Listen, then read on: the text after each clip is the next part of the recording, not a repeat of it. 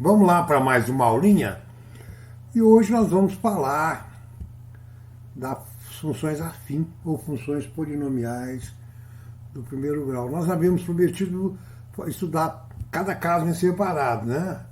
As funções têm as suas particularidades, nós já temos uma noção razoável do que é uma função, também sabemos o que é uma função de variáveis reais, né? Então essa é a primeira família de funções de variáveis reais que a gente vai estudar, que são chamadas funções afim ou funções polinomiais do primeiro grau, ou então simplesmente função do primeiro grau, né? Não é isso? É quando o x aparece lá com o expoente 1. Nós vamos entender isso um pouco melhor. Bom, para introduzir o assunto, eu vou dar um exemplo de uma função afim, porque a gente vai, aos poucos, já vai tomando conhecimento do que seria, depois a gente define mais formalmente, tá bom, gente? Então vamos lá, vamos pensar no salário de um vendedor. Um vendedor de qualquer coisa. Por exemplo, um vendedor de telefones celulares, ou vendedor de alguma coisa de roupas, ternos, né? Bom, esse vendedor trabalha numa loja ou trabalha numa empresa online, eu não sei. Ele recebe um salário fixo e uma parte variável. Então o salário dele, na verdade, tem duas. É composto de uma parte fixa e de uma variável, é o que eu quis dizer, tá bom? Eu vou estipular que ele tem um salário fixo de R$ 1.000 e a parte variável é 50 vezes N, onde N é o número de celulares vendidos. Olha, eu botei celular mesmo, né? Já até esqueci. N é o número de celulares vendidos, né? Então, vamos lá, o salário dele vai ficar bem representado por aquela expressão, né? 1.000 mais 50N. Quer dizer o quê?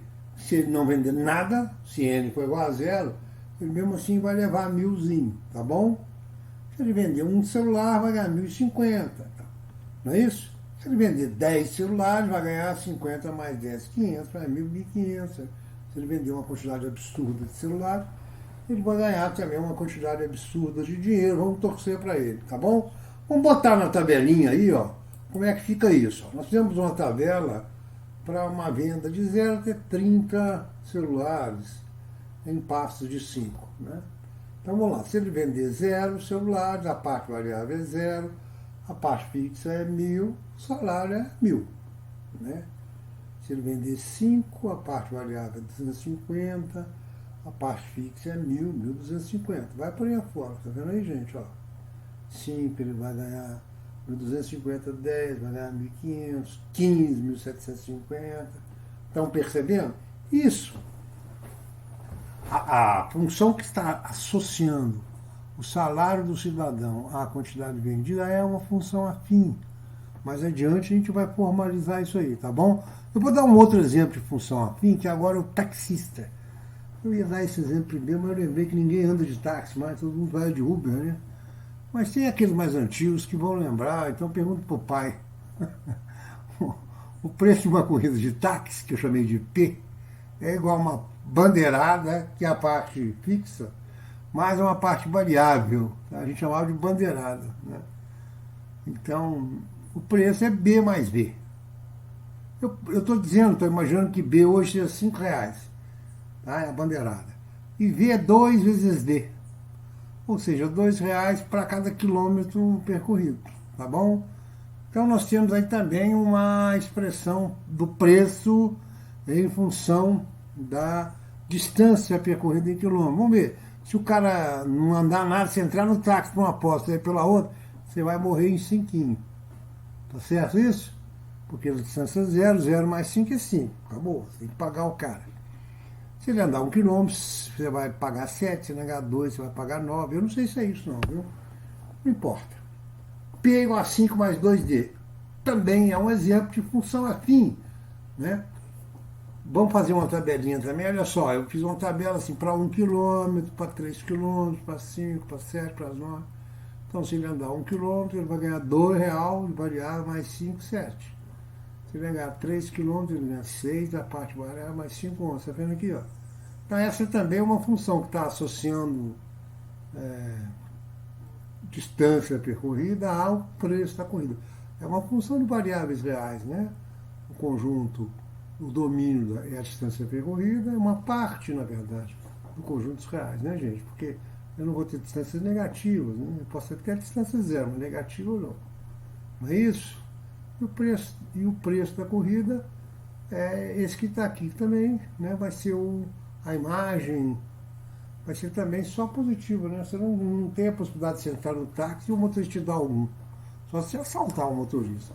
Mas numa condição normal, não, né? Então aqui, o domínio de fato é R+. O contra-domínio também, né? Tudo bem? Mas são funções de variáveis reais. Tá claro, galera? A imagem é sempre um número positivo. O contra-domínio não, pode ser o R todo. Mas por essa fórmula aqui, você nunca vai ter números negativos do lado de cá. Tudo bem, galera? Bom, vamos lá. Nos dois casos, se eu trocar o y, aliás, as variáveis, os números originais por y e x, que é o que a gente gosta mais, a gente gosta de x e y, né? Não é isso? Ó, no caso do vendedor, a fórmula fica assim, ó, y igual a 50x mais 100. Parte variável seria número de celulares multiplicado por 50 reais, mais 1.000, que é o salário fixo do cara, né? Então, y igual a 50x mais 1.000. Ou, no caso do taxista, y igual a bandeirada mais a parte variável, que é o quê? Distância percorrida em quilômetros, x agora é a distância percorrida.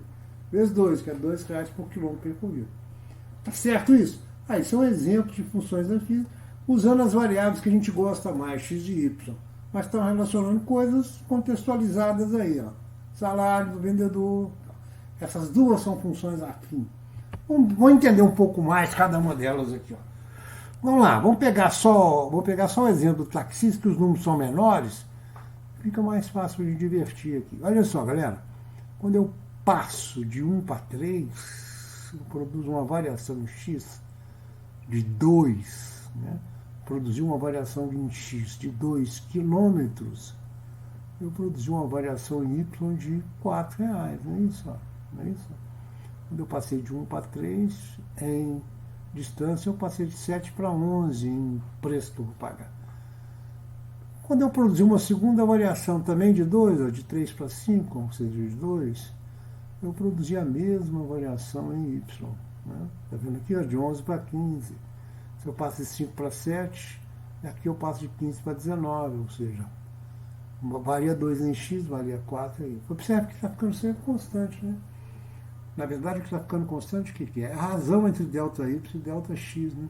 Isso é uma característica da função afim. Em qualquer ponto do seu domínio, que você produzir uma variação em x, uma determinada variação em x, você vai produzir uma variação em y igual. Tá certo? Se eu produzir uma variação de 3 para 5 em x, eu produzo uma variação de 11 para 15 em y. Mas se eu produzir uma variação de 11 para 13 em x, que dá 2, né? Eu produzo uma variação de 27 para 31, que também dá 4. Tá certo, gente? Então, dividindo o ΔY pelo ΔX, eu sempre vou ter o mesmo valor. Nós vamos entender mais adiante o que significa esse valor. Mas isso é uma característica da função afim. Tá certo? As funções são afins, são desse jeito, né? Olha só. Na verdade, é isso aqui, ó. Se eu pegar o ΔY por ΔX, em qualquer ponto da minha tabela, vamos voltar lá, ó. Qualquer ponto da minha tabela, eu peguei o ΔY e o ΔX, dividi um pelo outro, deu sempre o mesmo valor. Agora, eu preciso muito cuidado, porque, embora ΔY sobre ΔX dê sempre o mesmo valor, y sobre x não dá não, olha só. Se eu pegar aqui, ó, o y dividido pelo x, aqui está dando 7, ó. 7 dividido por 1 dá 7. Aqui já está dando muito menos, ó. 11 dividido por 3 dá um pouco mais do que 3, tá vendo, gente? Aqui deu 3 certinho, ó. 15 dividido por 15 dá 3, tá vendo? 9 dividido por 7 dá um pouco mais do que 2, aqui também dá um pouco mais do que 2, tá vendo? O que está acontecendo aqui? Essa razão não está se mantendo, não. Então, o que é constante é o quê? É o ΔY sobre ΔX. Tudo bem, minha gente?